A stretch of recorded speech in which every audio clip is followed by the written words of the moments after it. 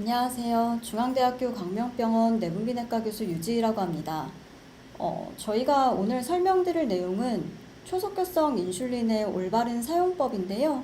그 올바른 사용법이라는 게 주사를 주입하는 방법을 얘기를 드리는 것은 아니에요.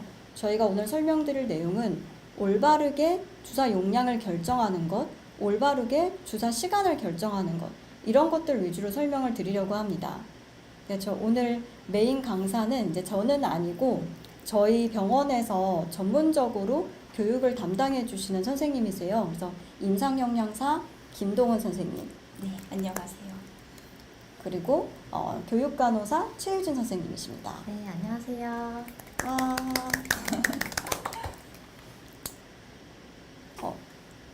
네. 그래서 이제 저희가 어쨌든 초속효성 인슐린의 사용법을 말씀드리기 전에 이 역할을 말씀을 드려야 될 것 같아요. 그래서 초속효성 인슐린이라는 거를 저희가 또 다른 말로 식사 인슐린이라고 얘기를 하거든요. 그래서 식사를 하면 보통 혈당이 이제 올라가잖아요. 그래서 그 전에 식사 인슐린을 줘서 혈당을 올리지 않게 한다라는 게 초속효성 인슐린의 역할이긴 합니다. 그래서 그 부분을 조금 더 자세하게 저희 최유진 선생님께서 설명을 주시겠습니다. 네, 저희가 식사 인슐린이라고 하는 초속효성 인슐린은 밥을 먹게 되면요, 저희 몸에서는 혈당이 급격하게 올라가게 되면서 많은 양의 인슐린이 췌장에서 분비가 되거든요.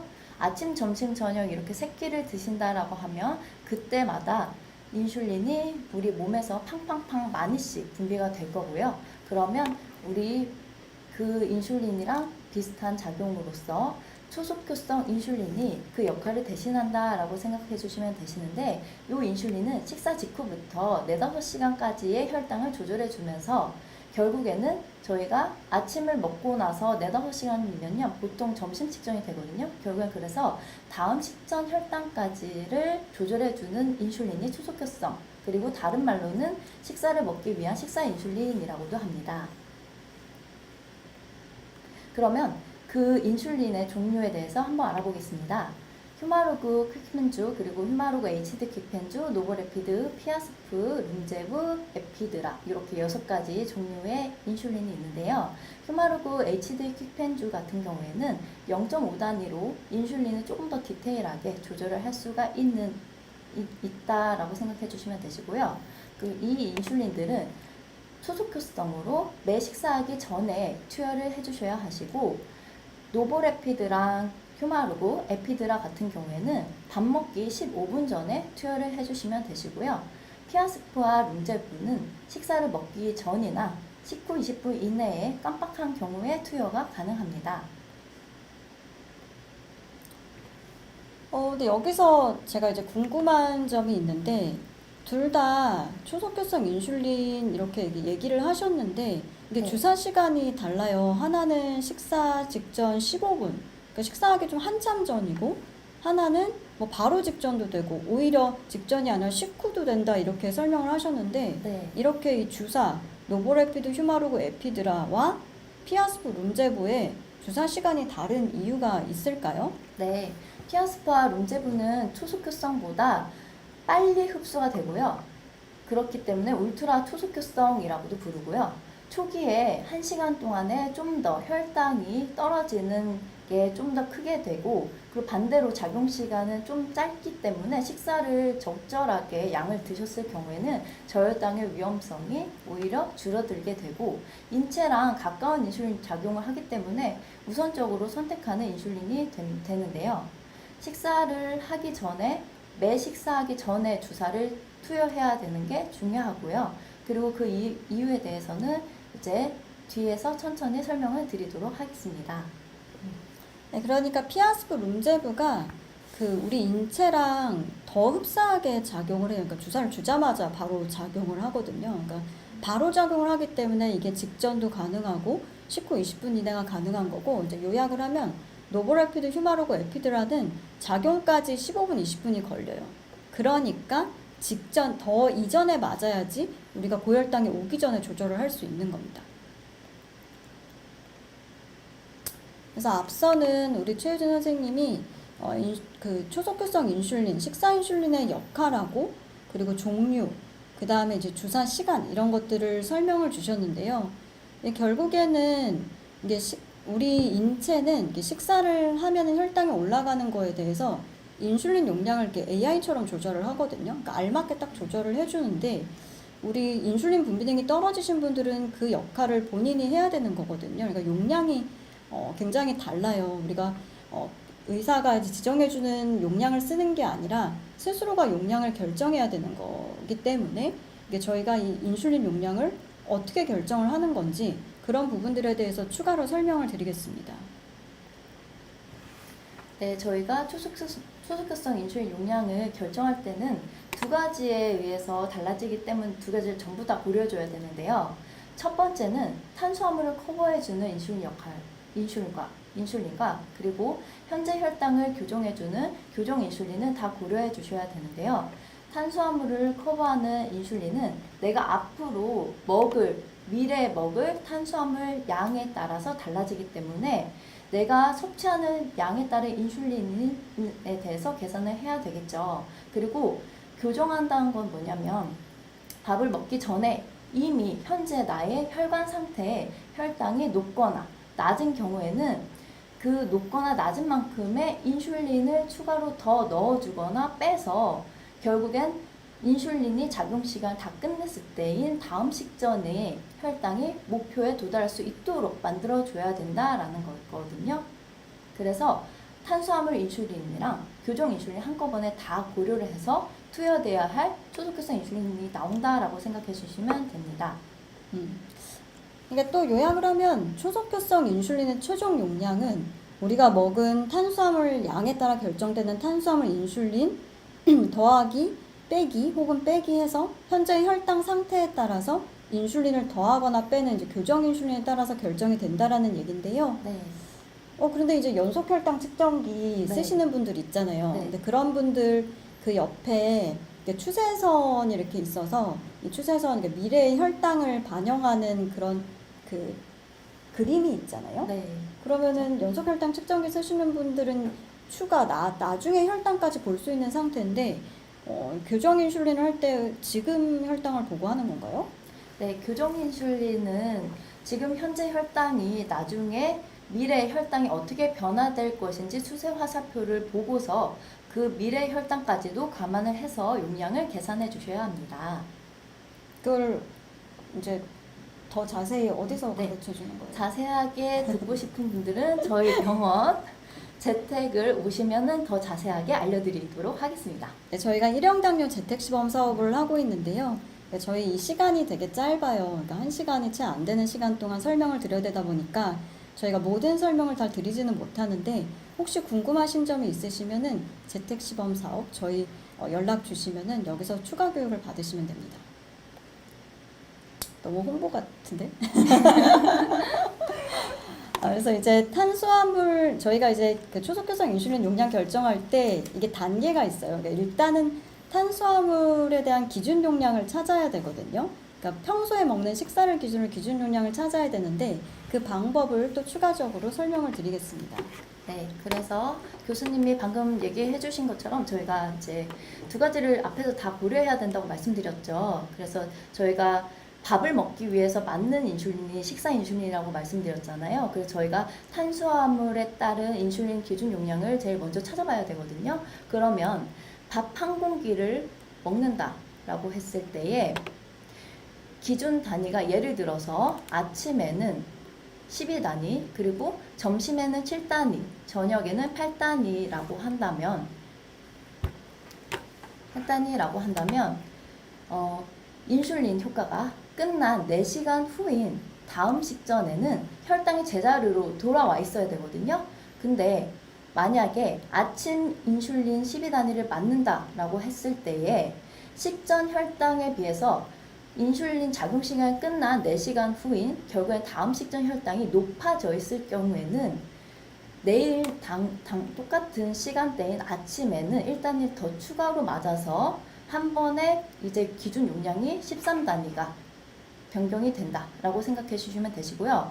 만약에 식전에 비해서 다음 식전 혈당이 비슷한 제자리로 돌아와 있다라고 라고 보시면은 현재 12단위 용량이 적절했던 거기 때문에 그 다음날 아침에도 용량 유지해서 12단위로 맞아주시면 되고요. 식후 4시간 뒤인 다음 식전 혈당이 떨어졌다라고 하면 인슐린 용량이 많이 들어갔던 거기 때문에 12단위에서 1단위를 감량해서 그 다음날 아침에는 11단위로 용량을 줄여주시면 되시고, 그리고 이 가용 범위를 저희가 플러스 마이너스 30이라고 생각해 주시면 되고요. 보통 얘를 탄수화물 인슐린의 기준이라고 생각해 주시면 됩니다. 그리고 저희가 보통 많이들 잘못 생각하시는 것들이 식후 2시간을 확인하시는 분들이 많은데요. 저희가 인슐린이 1을 잘해줬는지 보기 위해서는 인슐린이 1을 다 끝낸 식후 4시간, 그러니까 작용 시간이 끝난 4, 5시간을 봐야 되기 때문에 식전에 비해서 그 다음 식전 혈당을 봐주셔야지만 인슐린의 적정성을 판단할 수 있다라는 거죠. 그러면 아침 식전에 맞은 인슐린은 점심 식전 혈당을 보고서 판단할 수 있고요. 점심 식전에 맞은 인슐린은 저녁 식전 혈당을 보고서 판단할 수 있고, 저녁 식전에 맞은 거는 자기 전 혈당을 보고서 저희가 인슐린 용량이 적절하게 들어갔는지를 판단할 수 있다라는 거죠. 그리고 또 많은 분들이 아침, 점심, 저녁 인슐린을 똑같이 맞는 분들이 많아요. 근데 사실 요 인슐린은 시간대별로 기준이 다를 수 있다라는 점을 좀 강조드리고 싶었고요. 그리고 밥 한 공기 기준으로 했을 때 기준 용량을 설명드리긴 했지만, 이거는 사실 저희가 평상시에 먹는 밥 공기에 따라서 이제 기준 용량을 맞춰 가셔도 상관이 없다. 왜냐면은 저희가 밥을 반 공기 먹는 데에 굳이 한 공기를 먹으면서 기준 용량을 찾을 필요는 없기 때문에 평상시에 먹는 밥 공기 기준으로 용량을 찾아주시면 된다라는 점입니다. 예, 결국에는 우리가 이제 기존에 쓰던 인슐린 용량을 고려를 해서 맨 처음에 그 탄수화물 인슐린의 기준을 찾아야 된다는 얘기예요. 밥 한 공기가 아니더라도 이제 반 공기, 뭐 본인이 이제 12단을 쓰고 있다 그러면 그 12단위 기준으로 해서 4, 5시간, 그러니까 초속효성 인슐린이 작용하는 4, 5시간 후에 혈당을 봐서 이 내가 지금 맞고 있는 용량이 맞는지를 점검해 보는 그런 과정을 거쳐야 된다라는 얘기고, 아까 이제 1단위 얘기하셨는데 이제 용량이 많은 경우는 10%를 얘기를 해야 돼요. 20단위 쓰시는 분들한테는 1단위가 굉장히 작기 때문에 10% 기준으로 이제 왔다 갔다 움직이는 그런 과정들을 밟으면 됩니다. 네. 그러면은 앞에서 저희가 이제 2가지 고려해야 될 점 생각해야 된다고 했죠. 그러면 첫 번째 단계는 탄수화물에 따른 인슐린 용량을 고려했고요. 이제 2번째, 교정을 해야 되는데요. 그러면 이거는 현재 혈당 상태를 교정하는 거기 때문에 저희가 이거를 왜 교정을 해야 되냐 했을 때, 만약에 지금 당장 혈당이 200이라고 했을 때 탄수화물을 커버해주는 기준 인슐린만 사용하게 된다라고 하면 앞으로 제가 먹을 탄수화물을 커버해주는 인슐린 역할만 할 거 아니에요? 그러면 지금 혈당이 200이었으면 인슐린이 1을 끝낸 이제 효과가 다 끝난 시점, 다음 식전에서도 200대로 당연히 떨어지겠죠. 왜냐면 현재 혈관에 인슐린이 커버해 주는 게 없었기 때문에, 그렇기 때문에 애초에 인슐린을 한 번에 맞을 때에 기준 인슐린에다가 현재 혈당에 따른 교정 인슐린을 한꺼번에 더해서 투약을 해줘야 다음 식전 혈당이 목표에 도달할 수 있다라는 것인데요. 그러면 이런 교정 인슐린을 구하기 위해서는 초속효성 인슐린 1단위를 추가로 맞았을 때에 추가로 더 떨어뜨려주는 혈당 수치를 알아야 되는데, 이를 교정계수라고 하는데요. 그러면 우리가 교정계수를 구하는 방법에 대해서 알아야겠죠. 교정계수라는 거는 방금 제가 말씀드렸던 것처럼 초속효성 1단위를 맞았을 때 혈당이 4, 5시간 뒤에 떨어뜨려주는 것을 말씀을 드린데요. 그러면은 이 떨어뜨려주는 혈당값이 사람들마다 다 다를 거 아니에요. 인슐린이 많이 들어가는 사람들은 혈당이 잘 안 떨어지기 때문에 용량을 많이 쓰는 거잖아요. 그런 분들일수록 인슐린 1단위가 떨어뜨리는 혈당값이 덜 적겠죠. 그래서 이렇게 사람들마다 떨어지는 혈당의 정도가 다르기 때문에 초기 용량 계수를 구해야 되는데요. 그럼 구하는 방법은 하루에 총 들어가는 인슐린 용량, 즉 기저 인슐린이랑 식사 인슐린을 다 합친 용량을 1800으로 나누면 그때 교정 계수로 나오게 되거든요. 그러면 예를 들어서 인슐린을 하루에 총 용량 36단위 쓰는 분이다라고 하면은 1800으로 나누게 되면 교정개수가 50이 나오겠죠. 그러면 이거는 뭘 의미하냐? 초속교성 인슐린 1단위를 추가로 맞게 되면 4, 5시간 작용이 끝난 시간에서는 50의 혈당을 추가로 더 떨어뜨려 준다라는 것을 의미하기 때문에 저희는 초기 교정개수를 구해 주셔야 되시고, 그러면 이제 우리가 1단위 인슐린을 맞았을 때 떨어뜨려주는 혈당값을 알게 됐잖아요. 그러면 이제 인슐린 용량을 계산을 해봐야겠죠. 현재 혈당이 목표에서 벗어나 있을 때는 교정이 필요하기 때문에 교정 인슐린을 더해주거나 빼야 된다고 했어요. 그러면 현재 혈당에서 식전 혈당 목표를 빼면 우리가 교정이 필요한 혈당이 나오겠죠. 그럼 그거를 교정 개수로 나누게 되면 그때 교정 인슐린이 나오게 되고, 앞에서 보셨던 그림처럼 예를 들어서 내가 혈당이 지금 200이에요.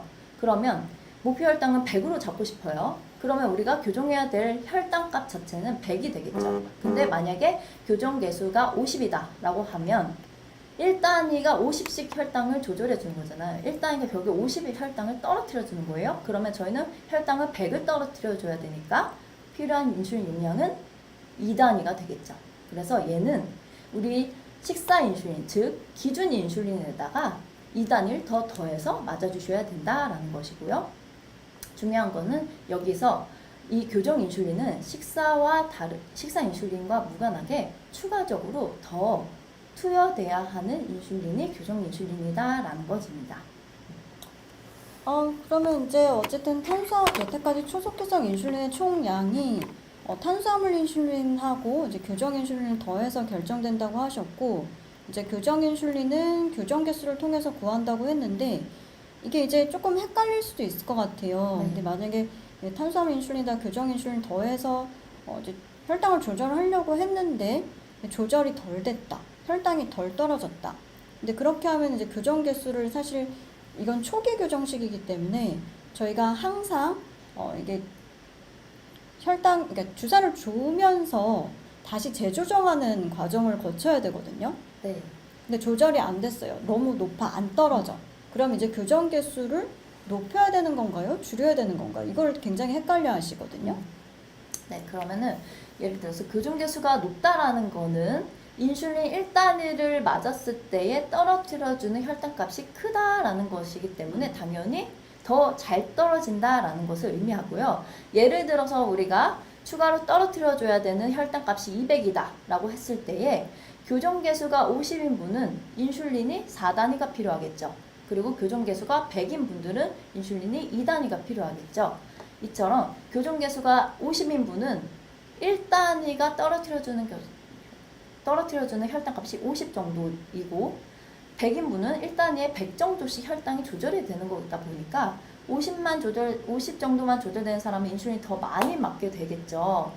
결국엔 교정 개수가 낮을수록 인슐린 용량이 더 들어가는 그런 반비례하는 관계이기 때문에 교정이 잘 안 되고 혈당 계속 지속적으로 높은 분들은 인슐린 더 들어가야 되잖아요. 그래서 혈당을 떨어뜨려 줘야 되기 때문에 교정 개수를 낮춰야지만 인슐린이 더 많이 들어간다 라는 것을 이제 요거를 염두해서 교정 개수를 조절해 주시면 된다라고 생각하시면 됩니다. 다들 이해하셨나요? 내용이 조금 이제 어려울 수도 있는데 나중에 이제 다시 듣기 이런 걸 할 수가 있으니까 너무 염려하지 않으셨으면 좋겠습니다.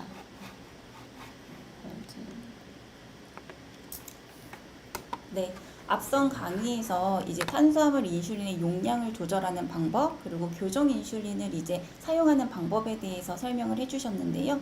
이제부터 저랑 보실 거는 세 번째 단계, 식사량에 따라 탄수화물 인슐린을 조절하는 방법에 대해서 소개를 좀 드리려고 합니다. 예를 들어서 내가 밥을 한 공기 섭취할 때 탄수화물 인슐린을 만약에 12단위 정도 사용한다라고 하면요. 내가 만약에 밥을 3분의 1공기 줄여서 3분의 2공기를 섭취할 때는 이때에는 인슐린도 3분의 2에 해당하는 8단위를 사용해야 합니다. 마찬가지로 밥을 만약에 내가 절반으로 줄여서 섭취하면 이때에도 인슐린은 절반에 해당하는 6단위를 사용해야 합니다. 이렇게 탄수화물 양에 따라서 탄수화물 인슐린의 용량, 즉 식사 인슐린의 용량은 다르게 적용되어야 합니다. 네, 그러면 앞에서 말씀드렸던 것들을 이제 다 종합해서 응용을 한번 해볼게요. 인슐린 용량은 앞으로 먹을 탄수화물 양, 그리고 두 번째, 현재 혈당 상태에 따라서 달라지기 때문에 탄수화물 인슐린이랑 교종 인슐린을 다 합친 용량을 이제 한 번에 투여돼야 된다라고 생각하시면 되는데요. 그러면은 예를 들어서 밥 한 공기 기준 12단위라고 하면 밥을 반 공기 먹을 경우에는 인슐린도 절반인 6단위가 필요하겠죠. 그리고 식전 혈당이 예를 들어서 목표가 100에서 150이다 라고 하고 교정 개수가 50인 경우에는 혈당이 50이 올라가 있을 때마다 인슐린이 1단위씩 더 필요하게 되겠죠. 만약에 현재 식전 혈당이 151에서 200 사이에 있는 숫자다. 그러면 1단위를 더 더해서 맞아야 되기 때문에 한 번에 투여되는 인슐린 용량은 결국엔 7단위가 된다라는 것입니다. 약간 퀴즈를 드릴까? 만약에 반 공기를 먹어서 6단, 탄수화물 인슐린 6단인데, 네. 근데 혈당이 지금 280이다. 네. 그러면은 7단위를 맞는 거예요? 아니죠. 아니죠. 280은 251에서 300 사이에 있는 숫자잖아요. 잠깐 기다릴까요? 1, 2, 3, 네. 4, 5. 맞추셨나요? 여기 답은 없어요. 근데 이제 9단위가 되는 거죠. 맞나요? 맞죠? 네.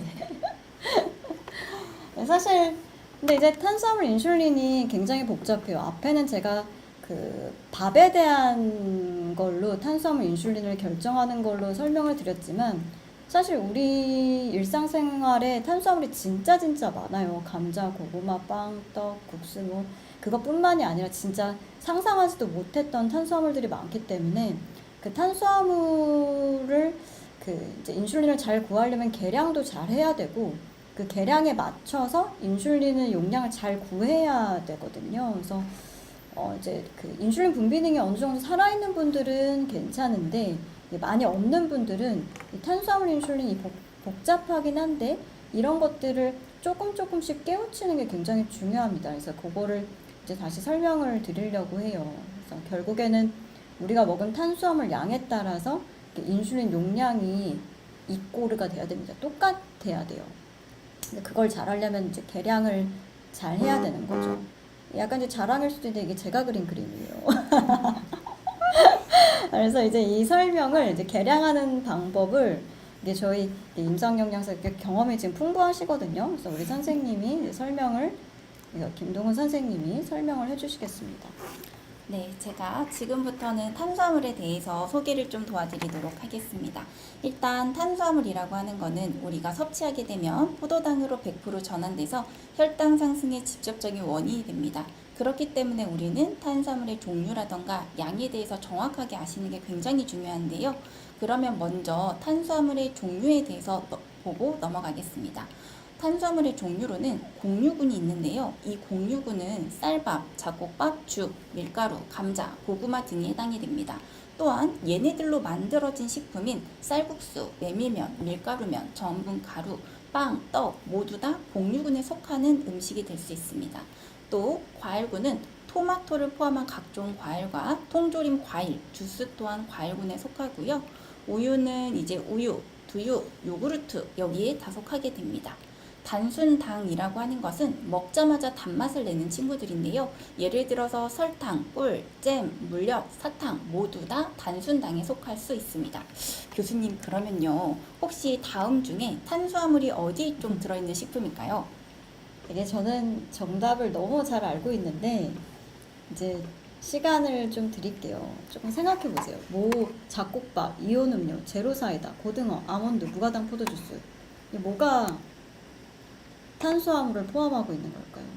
어렵지 않습니다. 제가 정답을 말씀드리겠습니다. 이게 잡곡밥, 이온 음료, 무가당 포도주스입니다. 네, 맞습니다. 교수님이 얘기해 주신 것처럼 세 가지에 들어있는데요.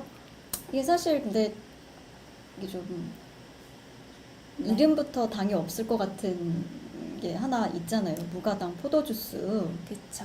이건 어떻게 된 거예요? 사실 무가당 포도주스라고 하면은 이제 첨가당이 없기는 하지만 포도 자체에는 이제 과일의 단맛이 들어가게 됩니다.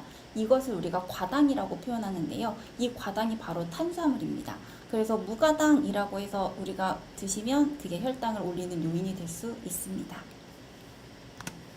자, 그럼 다음에는 탄수화물의 양을 확인하시는 방법에 대해서 설명을 드릴 건데요. 그러기 위해서는 우리가 식품교환표를 활용하실 수 있어야 됩니다. 이 식품교환표라고 하는 거는 식품의 영양소 구성이 비슷한 것끼리 묶어서 6가지 식품군인 곡류군, 어육류군, 채소군, 지방군, 우유군, 과일군으로 분류할 수 있는데요. 같은 식품군 내에서는 서로 교환을 해서 먹을 수 있기 때문에 교환표라고 표현을 합니다. 또 영양소의 함량이 동일한 1교환 단위를 제시하고 있는데요. 이 중에서도 이제 탄수화물을 포함하고 있는 대표적인 식품군은 곡류군, 우유군, 과일군 3가지가 해당이 됩니다. 그리고 1교환 단위당 탄수화물의 양을 한번 보여드리면 곡류군은 탄수화물 23g을 가지고 있고 우유는 10g, 과일군은 12g을 가지고 있습니다. 이상한 게 있지 않나요?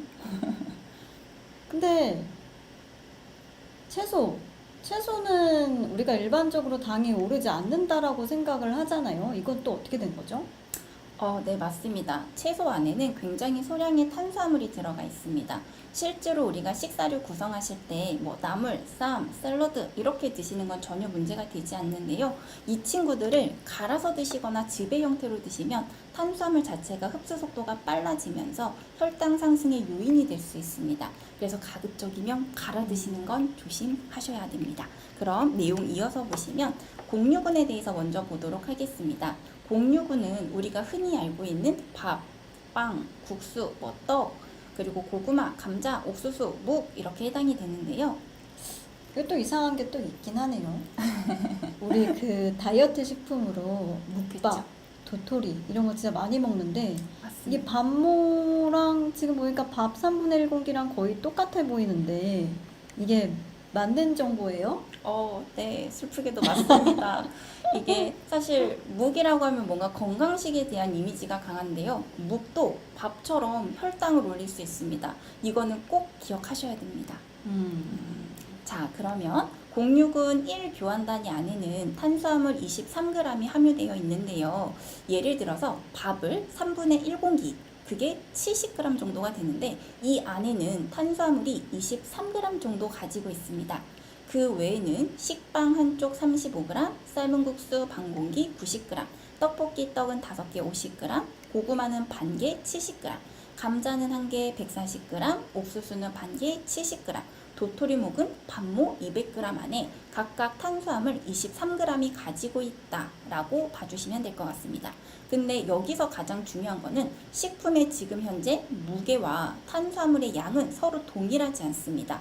이 부분을 절대 헷갈려 하시면 안 됩니다. 그리고 곡류군을 선택하실 때에는 가급적이면 하얀 색깔 쌀밥, 하얀 색깔 식빵, 하얀 색깔 국수보다는 도정이 덜 된 상태인 잡곡빵, 호밀빵, 메밀면으로 선택하는 것이 식이섬유소가 풍부하기 때문에 혈당을 보다 천천히 올려줄 수 있습니다.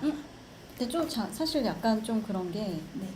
근데 이제 천천히 올라간다는 거지. 네. 저 잡곡, 호밀, 메밀이 이게 이제 탄수화물 그람수가 적다라는 얘기는 아닌 거잖아요. 그렇죠. 네. 드시는 양은 사실 동일하게 봐주셔야 되고요. 혈당이 올라가는 목표치도 동일합니다. 대신에 올라가는 속도에만 차이가 있을 뿐입니다. 좋습니다. 네. 자, 그러면 탄수화물 계산의 정확도를 높이기 위해서는 제가 앞에서 강조드렸던 식품의 무게와 탄수화물의 양은 같지 않다라는 것을 꼭 기억하셔야 되고요. 우리가 처음부터 식품의 무게나 탄수화물의 양을 정확하게 다 계산할 수는 없습니다. 그렇다면 정확하게 탄수화물의 양을 계산하기 위해서 우리가 꼭 하셔야 되는 게 내가 집에서 사용하는 식기를 가지고 자주 드시는 음식은 반드시 무게를 저울로 측정을 하는 연습이 너무 중요합니다.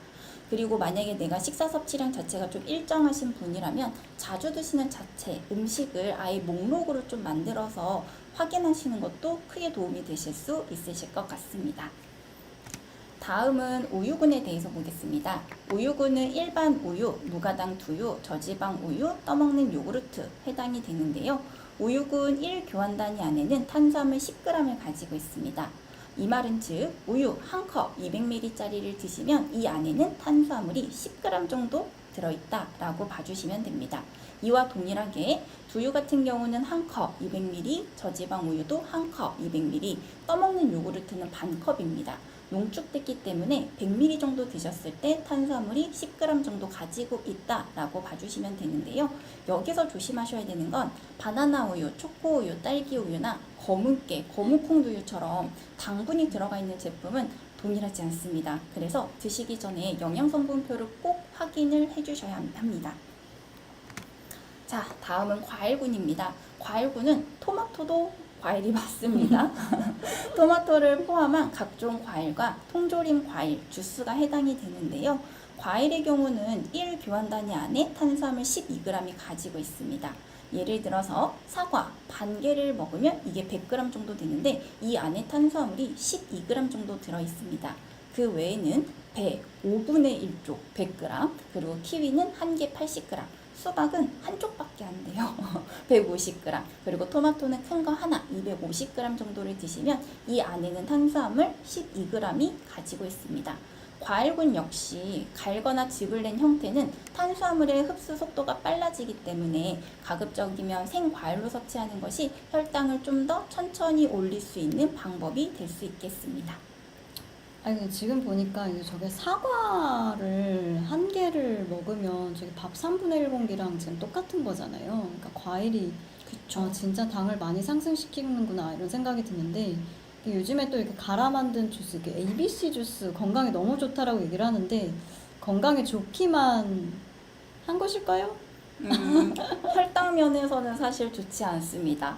갈아서 섭취하게 되면 혈당을 빠르게 상승시키기 때문에 사실은 가급적이면 꼭꼭 씹어서 천천히 드시는 쪽을 더 추천드립니다. 맞죠. 네. 자, 다음은 탄수화물의 양을 확인하는 방법 두 번째 보시겠습니다. 영양성분표를 활용하시는 것인데요. 영양성분표라고 하는 거는 포장 단위당 1회 섭취량의 영양성분이 표시된 것으로 식품을 내가 구매를 할 때 탄수화물의 양을 확인할 수 있습니다. 그러면 영양성분표를 확인하는 방법부터 설명을 드릴 건데요. 영양성분표를 확인하는 방법 첫 번째는 총 내용량과 1회 분량에 대해서 확인을 꼭 해주셔야 됩니다. 근데 여기서 말하는 1회 분량이라고 하는 거는 한 번 먹었을 때 적절한 분량을 의미한다 라고 봐주시면 될 것 같습니다. 그럼 옆에 보시면은 그림에 1회 분량이 한 봉지 120g 이라고 되어 있는 걸 확인할 수 있겠죠. 그리고 두 번째로는 탄수화물의 양을 확인하셔야 하는데요. 탄수화물은 당류를 포함하고 있습니다. 가끔가다 저한테 자꾸 당류만 보시는데 당류를 보시면 안 되고 탄수화물의 양을 보시는 게 중요할 것 같습니다. 그러면 이 제품은 내가 한 봉지 120g을 먹으면 탄수화물은 총 80g을 먹을 수 있겠구나를 아실 수 있을 것 같습니다. 세 번째로는 내가 얼마큼 먹을 건지를 결정하셔야 됩니다. 예를 들어서 내가 한 봉지를 다 먹을 거다라고 하시면 나는 탄수화물을 80g을 먹는다는 의미인 거고요. 내가 만약에 반 봉지밖에 안 먹을 거라고 하면은 탄수화물은 40g 정도를 먹을 수 있다라는 것을 의미할 수 있을 것 같습니다.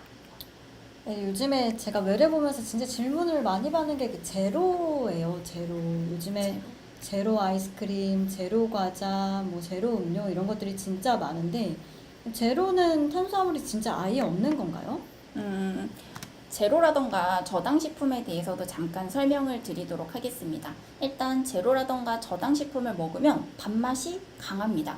단맛은 강한데 이거를 열량하고 탄수화물을 줄이기 위해서 이제 설탕 대신에 당 알코올이라고 하는 감미료를 사용하게 됩니다. 근데 이 당 알코올에 대해서 조금 더 제가 설명을 드리면 우리가 식품의 영양 성분표를 딱 확인하실 때는 첫 번째 탄수화물의 양을 먼저 확인을 하셔야 됩니다. 근데 이 탄수화물 안에는 당 알코올이 포함이 되어 있는 값이라고 봐주시면 되는데요. 이 당 알코올은 사실 우리 몸에서 대사가 되거나 흡수가 되지 않습니다. 단맛을 내주는 감미료지만 우리 몸에서 흡수되거나 이제 하지 않기 때문에 당, 알코올을 뺀 탄수화물의 양을 확인하셔야 되는데요. 어려우실 수 있을 것 같아요. 그래서 조금 설명을 더 드리면 탄수화물이 만약에 60g이고 당, 알코올이 26g이라고 하면요. 탄수화물 60g에서 당, 알코올 26g을 뺀 탄수화물 34g으로 이렇게 계산을 하셔야 됩니다. 이러한 감미료는 대신에 워낙에 종류도 많고 소량의 열량을 함유하는 경우도 있기 때문에 섭취하고 나서는 내 혈당의 변화 추세를 꼭 관찰하는 게 중요합니다. 근데 사실 요즘은 이 감미료가 너무 많이 쓰이고 있고 종류가 다양합니다.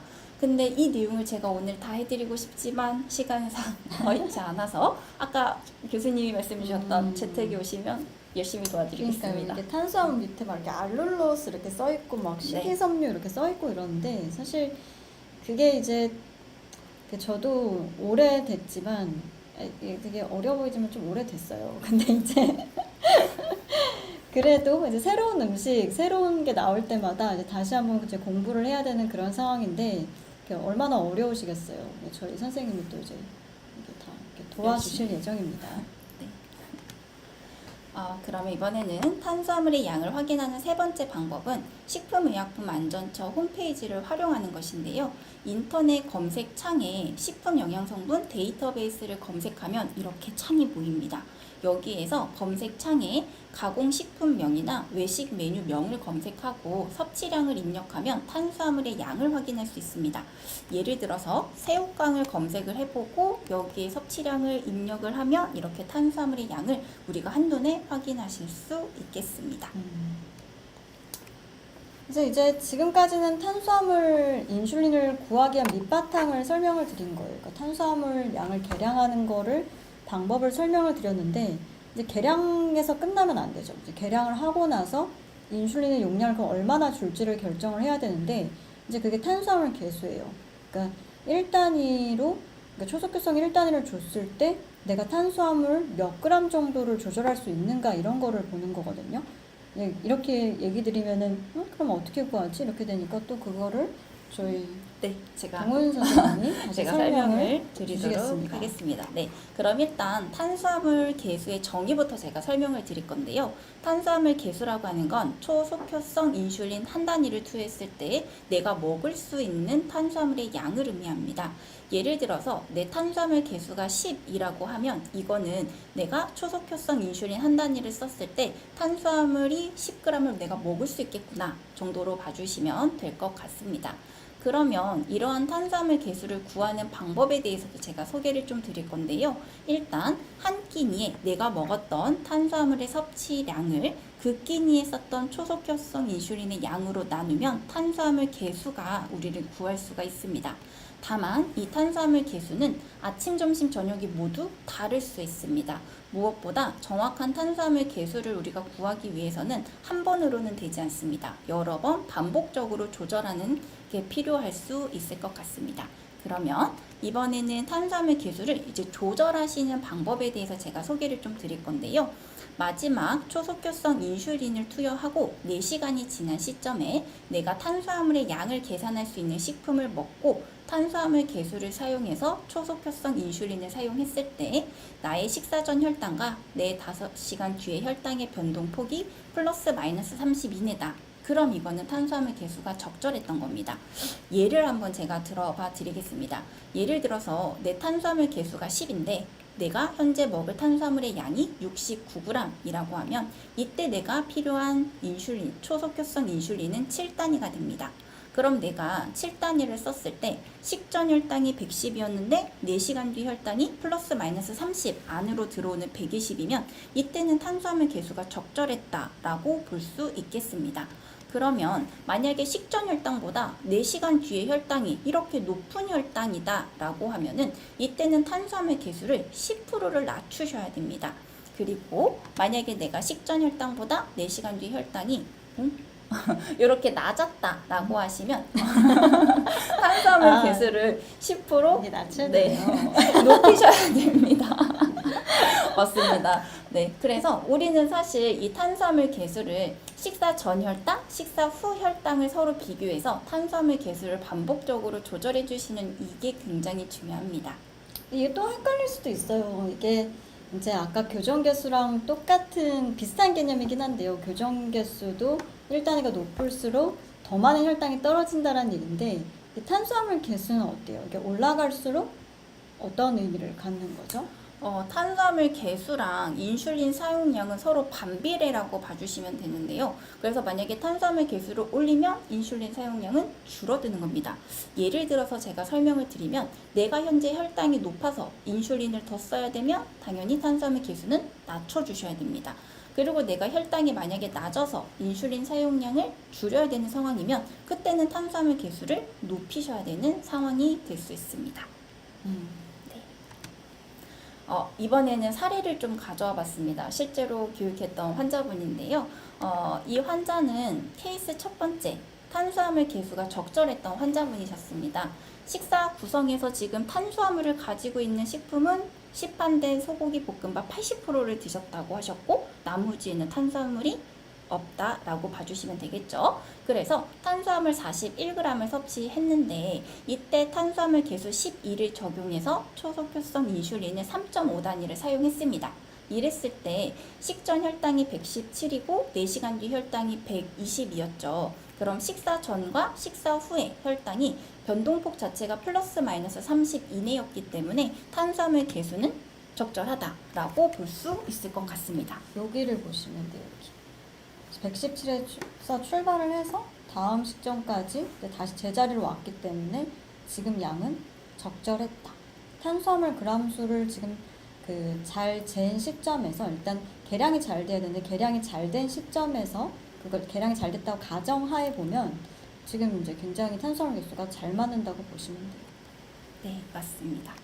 두 번째 사례는 안타까웠던 사례였는데요. 탄수화물 계량이 잘못됐던 케이스였습니다. 식사 구성에서 지금 탄수화물을 보시게 되면 잡곡밥을 3분의 1공기 섭취해서 그 안에 탄수화물이 23g 들어있었고 나머지는 없는데 우유 반컵을 섭취해서 탄수화물 5g을 섭취했습니다.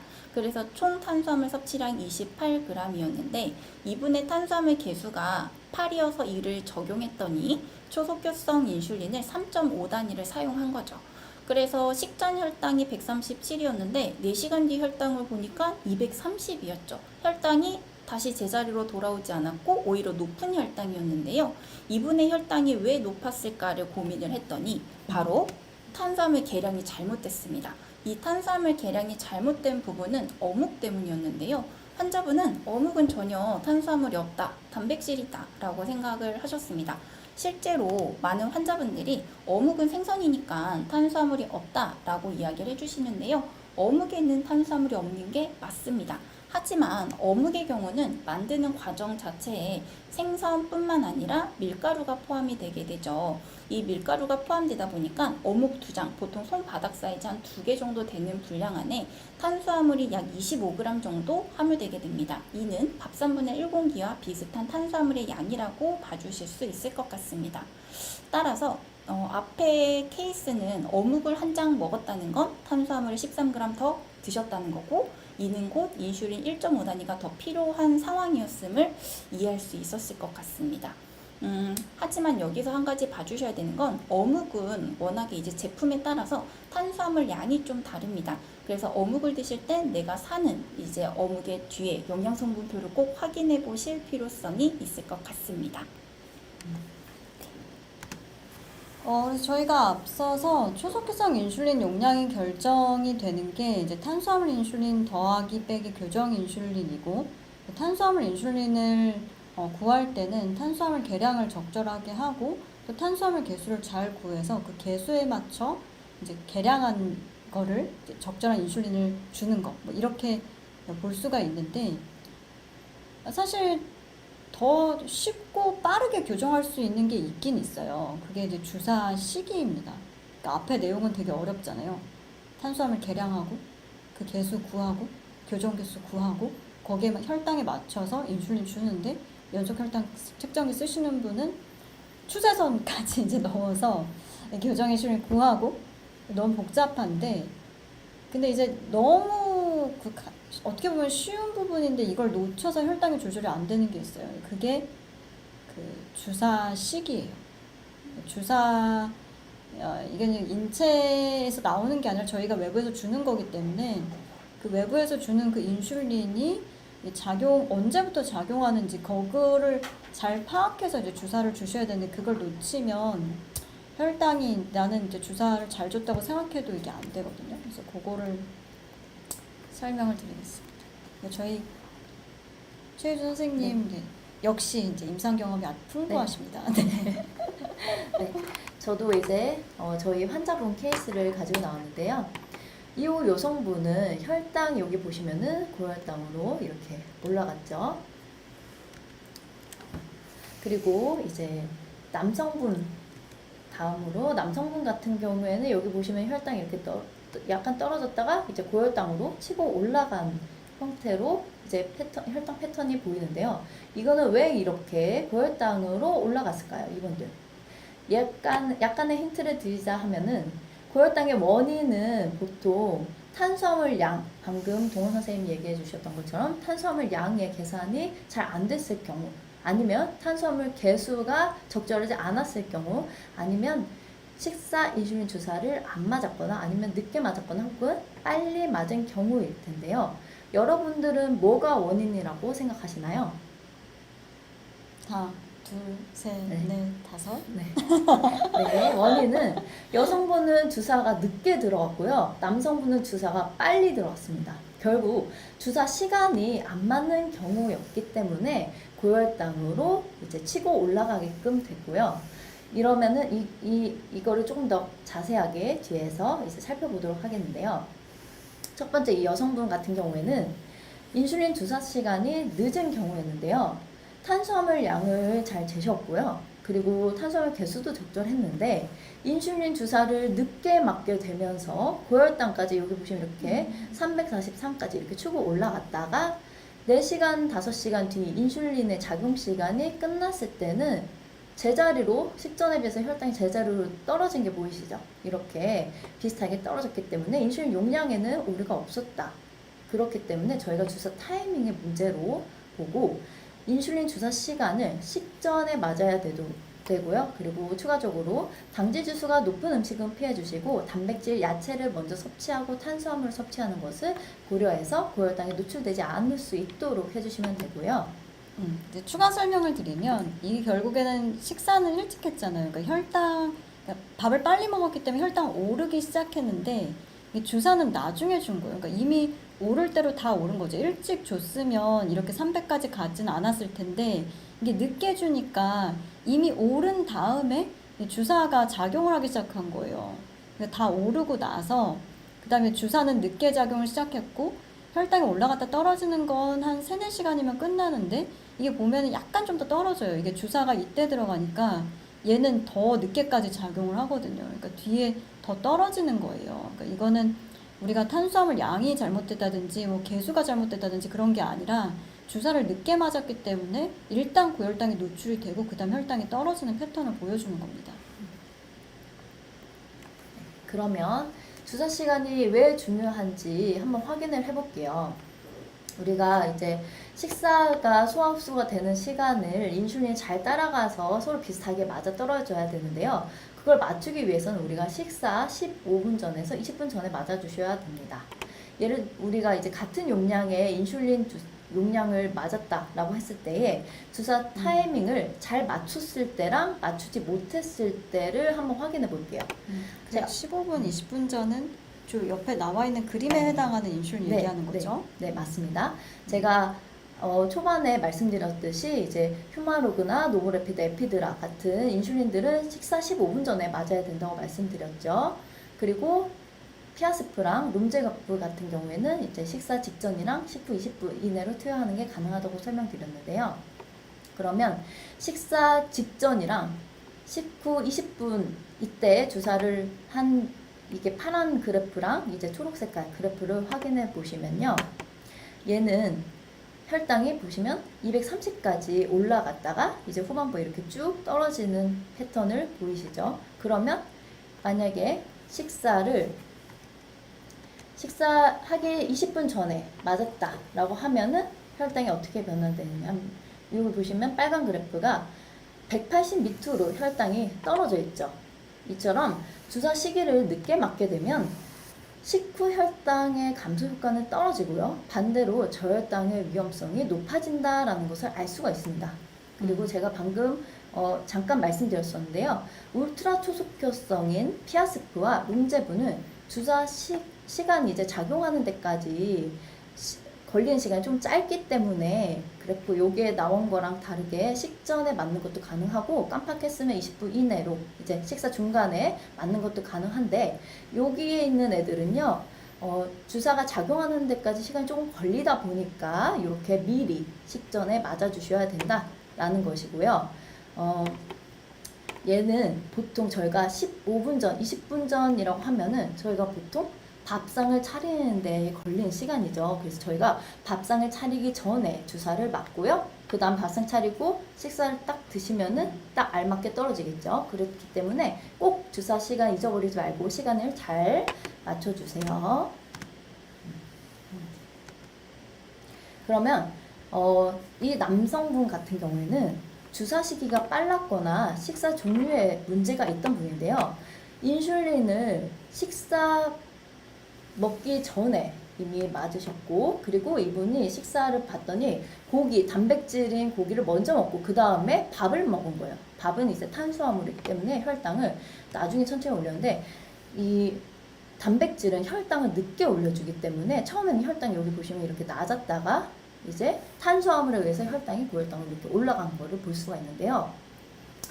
고혈당의 원인 중에서 그러면 저희는 주사를 미리 맞은 게 문제였다 라는 건데 만약에 식사를 고지방 고단백 같은 이런 식사가 아니었다 식사의 문제가 아니었다라고 하면은 소화 흡수가 느리거나 할 수 있기 때문에 주사 시간을 다른 분들보다 이제 10에서 15분 정도 뒤로 밀어주셔야 되시고 만약에 고지방 고단백을 먼저 먹은 경우에는 혈당 천천히 올려주거든요. 그렇기 때문에 주사 시간을 식사하기 전에 맞으면 나중에 저혈당이 생길 수 있기 식사하기 전에 맞으면 저혈당의 위험성이 올라가기 때문에 약간 뒤로 밀어서 맞아주시고요.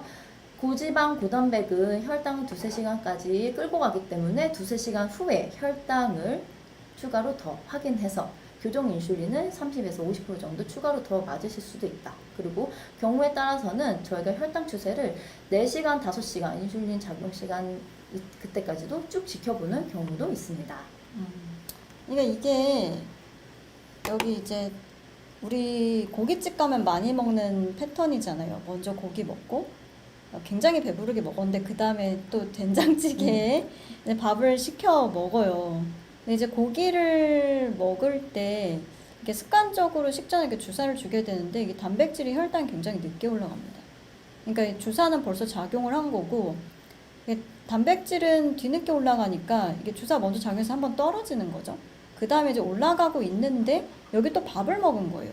그러니까 이게 아주 크게 높게 올라가는데 그러고 나서는 이제 고기 단백질 이렇게 12시간 가요. 그러니까 다음 날까지 굉장히 높은 혈당을 보여주는데 그래서 많은 분들이 고기만 먹으면 혈당이 올라갑니다 이런 얘기를 많이 하시는데 사실은 이제 고기가 주된 원인이라기보다는 고기와 밥이 이제 만나서 다음날 아침까지 혈당을 끌고 가는 그런 패턴을 보여요. 근데 어쨌든 고기를 먼저 먹을 때는 결국엔 주사를 조금 늦게 줘야 된다라는 얘기를 하는 거예요. 그리고 뒤 늦게까지 2-3시간까지 혈당이 길게는 4시간, 5시간, 6시간 넘게까지 고혈당이 지속되기 때문에 나중에 추가 주사가 필요할 수도 있다. 이런 얘기를 지금 드리고 있는 겁니다. 근데 제가 이건 또 이제 피자는 어때요? 피자는 조금 다르잖아요. 네. 이게 순서랑. 네, 그쵸. 이제 피자는 탄수화물도 있고요. 거기에 이제 지방, 단백질도 많이 있기 때문에 탄수화물에 의해서 처음에 혈당이 올라가기 때문에 식사하기 전에 주사를 줘야 되고요. 그리고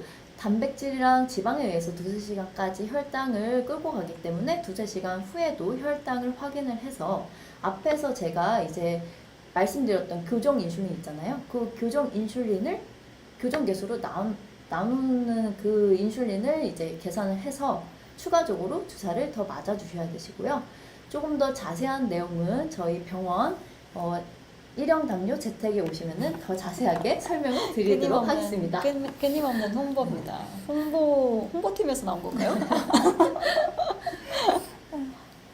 그래서 어쨌든 이제 앞에는 결국 초석유성 인슐린이 탄수화물 인슐린하고 교정 인슐린에 의해서 결정이 된다. 근데 이제 고혈당이 노출되지 않으려면 계량도 잘해야 되고, 이제 지표들, 교정 개수, 탄수화물 개수 이런 것들도 잘 조절해서 자기 걸 잘 찾아야 되고, 시기도 잘 찾아야 되고, 이런 얘기를 드렸는데, 연속혈당 제가 이제 또 짧게 또 한마디 하고 싶은 얘기가 있었어요. 이런 공개적으로 얘기할 수 있는 시간이면 꼭 얘기하고 싶다라고 생각이 들었던 게, 연속혈당 측정기 사용하시면 사실 우리가 예전에는 당화혈색소를 가지고 조절이 잘 됐다 이런 얘기를 많이 했었는데, 연속혈당 측정기를 사용하게 되면 그 지표가 당화혈색소보다 더 중요한 지표들이 많거든요. 근데 그거를 안 보세요. 자꾸 예측 당화혈색소만 보면서 조절을 많이 하셔서 이 지표에 대해서 좀 짧게 얘기를 하고 싶었습니다. 그러니까 이게 당화혈색소라는 건 어떤 평균점을 얘기를 하는 거죠. 3개월 동안의 어떤 평균을 얘기를 하는 건데, 연속혈당 측정기를 달게 되면 이 시간마다 1분에서 5분마다 혈당이 계속 보여요. 그러니까 전체 혈당을 다 볼 수 있는 상태가 된 거기 때문에 이때부터는 평균이 중요하지 않아요. 평균보다는 내가 이 안에 이 네모 박스 안에 넣어야겠다라는 생각을 하셔야 됩니다. 이게 70에서 180 안을 우리가 목표 범위 내 혈당이라고 얘기를 하거든요. 그러니까 무조건 이 안에 넣는 거예요. 다 보이니까. 평균도 물론 중요하지 않다라고 얘기를 할 수는 없지만, 이 안에 목표 범위 내 혈당을 많이 만드는 것, 그게 연속혈당 측정기에서는 가장 중요한 지표가 됩니다. 그걸 이제 타이밍 레인지라고 얘기를 하고, 또 거꾸로 얘기하면 이게 저혈당은 없는 거죠. 저혈당은 없고 고혈당도 없고 이 목표 범위 안에 많이 넣고, 평균은 그러면서 좋으면서 이게 저희가 변동을 또 보거든요. 이건 파란색 선은 변동이 진짜 큰 거예요. 근데 빨간색 선은 변동이 적은 걸 얘기를 해서 변동 개수도 적은 것. 플랫 네로인 레인지라고 하는데, 어쨌든 결론은 이 네모 안에 넣는 겁니다. 그게 우리한테 굉장히 중요한 지표가 돼요. 그래서 뒤에서 계속 이제 퍼센트 얘기를 많이 할 건데, 우리가 하루 시간을 보면 1444분이에요. 1시간은 60분이고 60분 곱하기 24시간 하면 이게 1444분인데, 그 하루를 보통 퍼센트로 봅니다. 그래서 1%는 14분에서 15분? 그러니까 우리가 쉽게는 1%는 15분이다 이렇게 얘기를 합니다. 제일 먼저 연속혈당 측정기를 달면 우리가 거기 앞에 자신의 혈당이 리얼타임으로 나오기도 하지만 레포트를 봐야 돼요. 리포트를 다운받을 수도 있고, 리포트라는 거는 클라리티라는 어떤 앱이 따로 있는 경우들도 있어요. 그래서 그걸 꼭 같이 다운받아서 봐야 되는데, 이게 여기 언제부터 언제까지 연속혈당 측정기를 썼다라는 일수가 나오고, 그 다음에 이제 활성화가 나오거든요. 보는 순서는 이거예요. 언제부터 언제까지 거인지 활성화. 활성화라는 것도 이 연속혈당 측정기가 이제 팔에 붙이거나 배에 붙여서 이게 재고 있지만, 실제로 그 혈당을 받아들이는 건 수신기인 핸드폰이거든요. 그게 이제 멀어지면 혈당 값이 안 들어와요.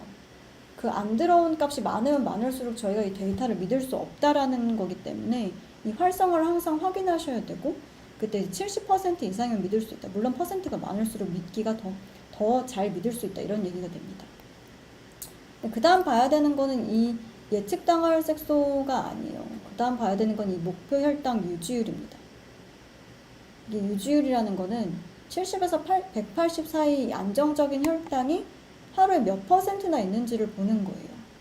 이게 높을수록 나는 좋은 혈당을 가지고 있구나 이렇게 보는 거지, 평균만을 보진 않습니다. 그러니까 평균이 좋아도 저혈당하고 고혈당이 동시에 많으면서 평균이 좋을 수도 있는 거기 때문에 제일 먼저 보는 건 이 목표 범위 내 초록색이에요. 이게 70% 이상이면은 이게 잘하고 있다라고 얘기하지만 퍼센트가 높을수록 좋은 거고, 그러면서 동시에 저혈당은 없어야 되는 거고, 이 파란 것하고 빨간 거가 제일 중요한 거예요. 그래서 저혈당이 퍼센트는 낮으면서, 여기 자세히 보시면 레포트 밑에 이렇게 목표가 되어 있거든요. 70%, 4%, 1% 이렇게 써 있는데, 이거를 잘 보셔야 되는 거예요. 그 다음이 이제 예측 당화혈색소, 그 다음에 변동 개수 이렇게 보게 됩니다. 변동 개수까지 설명을 드리고 싶은데 시간이 또 없어서 또 재택으로 넘어갈 거고, 어쨌든 이게 목표, 결국엔 목표 범위 내는 파란색, 초록색은 70% 이상이어야 된다, 하루에. 이게 하루에 16시간 48분이거든요. 17시간 정도는 좋은 혈당이어야 된다. 이게 제일 중요한 지표고, 두 번째는 이제 저혈당 없이. 70 아래의 저혈당은 4% 미만이다. 이렇게 돼 있는데, 이 목표를 채우려면 1시간이 채 안 되는 저혈당이어야 된다, 하루에. 54 미만의 아주 심각한 저혈당은 1% 미만이어야 된다, 이런 얘기를 하는데, 하루에 15분을 넘기면 안 된다, 이런 거예요. 이게 제일 중요한 지표입니다. 그 다음 이제 고혈당은 180 이상은 25%, 하루에 4시간을 넘으면 안 된다, 이렇게 얘기를 하는데, 이거를 보고 내 혈당이 좋은지 안 좋은지를 판단하는 것이 우선입니다. 그래서 이제 뭐 시간이 많지 않아서 70세 남성분이었는데요. 이분은 뭐 이제 볼 때 이게 활성화 먼저 보고 70% 이상이니까 데이터 믿을만하다. 그 다음에 이 초록색 목표 범위 내 혈당 40%, 저혈당 0% 없다. 이걸 보고 근데 70%가 안 됐으니까 지금 하루에 절반도 안 되는 좋은 혈당이거든요. 좋은 혈당 거의 없는 거죠. 별로 좋지 않구나. 고혈당이 하루에 60%, 3분의 2가 고혈당이구나. 그 다음 보는 게 이렇게 평균 혈당, 그 다음에 변동 개수를 봅니다. 변동이 이제 36% 아래면 좋다라고 얘기를 하는데, 어쨌든 낮으면 낮을수록 좋은 변동이라고 얘기를 해요. 그 다음 보는 게 이 트렌드예요. 이게 보면은 점심에 이렇게 혈당이 올라가잖아요. 그러니까 이거를 교정해줘야겠구나. 이 안에 넣어야 되는데 이 네모박스 안에 넣으려면 이 부분을 교정해야겠구나. 이런 거를 생각하면서 조절을 해야 됩니다. 근데 결국에는 다시 저희가 이제 교육을 시켜드린 거지, 이거는 저희가 지정해드린 건 아니거든요. 70세 분이셨는데도 저희가 이 교육을 하고 나서 진짜 많은 개선이 있었어요. 일단 활성화는 70% 이상이고 목표 범위 내가 40에서 70%까지 늘어났으니까 굉장히 큰 변화였던 거죠. 고혈당도 60%, 30%로 줄고, 이게 250 이상의 혈당을 말을 하는데 10% 굉장히 20%에서 굉장히 많이 줄어든 상황을 볼 수가 있고, 결론을 보면 예측당 혈색소는 8.5에서 7.1%까지, 그리고 변동 개수도 36에서 27%를 줄어들었고, 이 트렌드를 봐도 네모박스 안에 전거보다 훨씬 더 많이 들어간 걸 알 수가 있습니다. 시간이 별로 없어서 제가 이제 마지막에 조금 더 여유 있게 설명을 드렸어야 되는데 이제 그러지 못하고 이제 케이스만 좀 보여드리고 넘어갔는데, 근데 결론은 그 연속혈당 측정기를 달면 예측당 혈색소만 보지 말고 초록색 안에 넣으려고 노력을 하셔야 되고, 목표 범위 내 혈당이 높으면서 저혈당이 없는 걸 향해서 가셔야 된다. 이런 얘기를 이제 드리고 있는 거예요. 어쨌든 이제는 뭐 지금 사실 시간이 좀 지났는데 질문을 받을 시간이 있는 건가요? 2개.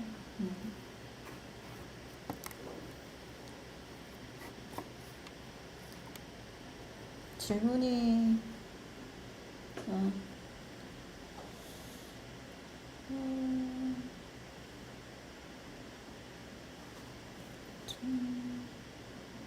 베토리아님이 재택교육 어떻게 신청하냐고. 저보다 더 홍보가 눈이 좋으시네요. 먹혔어요. 홍보가 진짜 먹혔네요.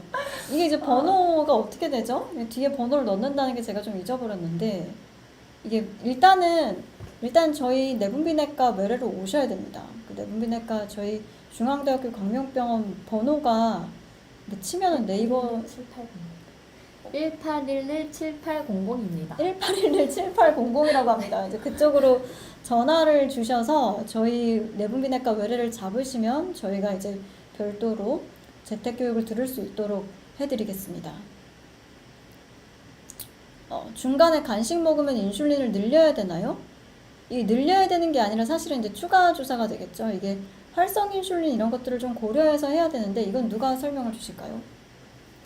제가 설명을 드리겠습니다. 네. 저희가 인슐린을 맞고 인슐린 작용 시간이 4-5시간 간다고 말씀드렸었는데요. 그러면은 우리가 중간에 간식을 먹게 되면은 예를 들어서 2시간 있다가 간식을 먹는다라고 하면은 우리 몸 안에 아직 이전에 맞았던 활성 인슐린이 작용하는 시간이 더 남아 있을 거 아니에요. 그러면 거기에서 주사를 간식 먹는 양만큼 추가를 주사를 할 때는 2시간 있다가 맞을 때는 이미 내 몸에서 인슐린이 일을 하고 있는 게 남아 있어서 그거에 의해서 이제 중첩 효과가 더 되면 나중에 저혈당이 올 수 있잖아요. 그래서 이제 2시간 이때는 계산된 용량의 한 50% 정도, 절반 정도를 투여해 주시면 되시고, 그리고 뭐 3시간 있다가 투여를 한다라고 하면은 75% 정도를 더 추가로 넣어주시면 되시고, 4시간 정도 있다가 주사를 네. 맞는다라고 하면은 그때는 이제 인슐린, 활성 인슐린이 이제 없다라고. 근데 그건 이제 생각해서, 네. 나중에 밥을 먹고 나서 이제 나중이고, 이제 간식을 드실 때는 어쨌든 이제 이게 뭐 2시간,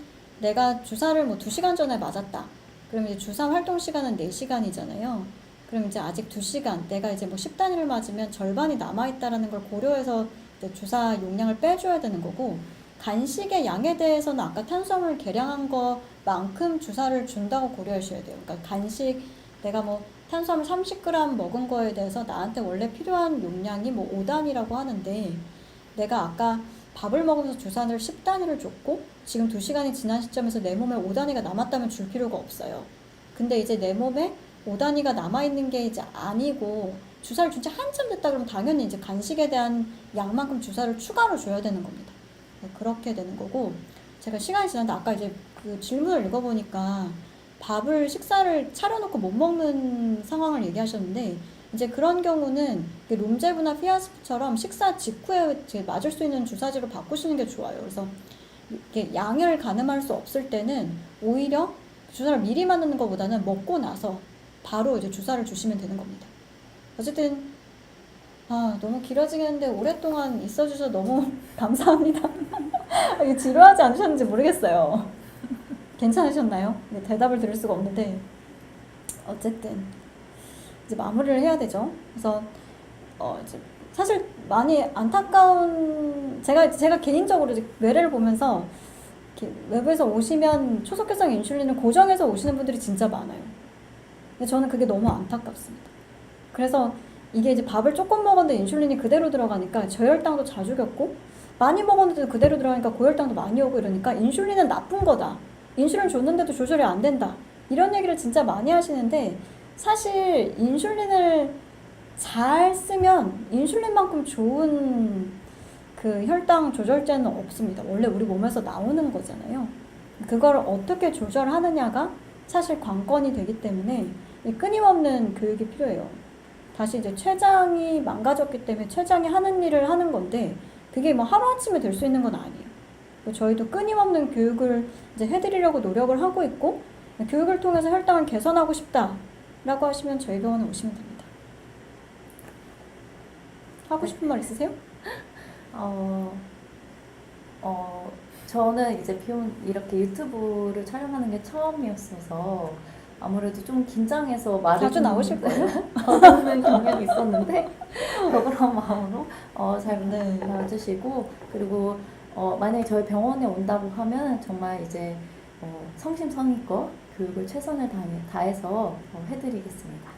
만족하실 때까지. 네, 간단하게만 말씀을 드리겠습니다. 사실 우리가 식사 관리를 하실 때 지금 현재 가장 중요한 게 탄수화물의 양을 직접 재보시는 거라고 저는 사실 생각을 합니다. 그래서 일단 첫 번째로 이 강의를 들으셨기 때문에 내가 평소에 자주 먹던 탄수화물 식품 5가지는 오늘 꼭 무게를 재보셨으면 좋겠습니다. 네. 감사합니다. 감사합니다.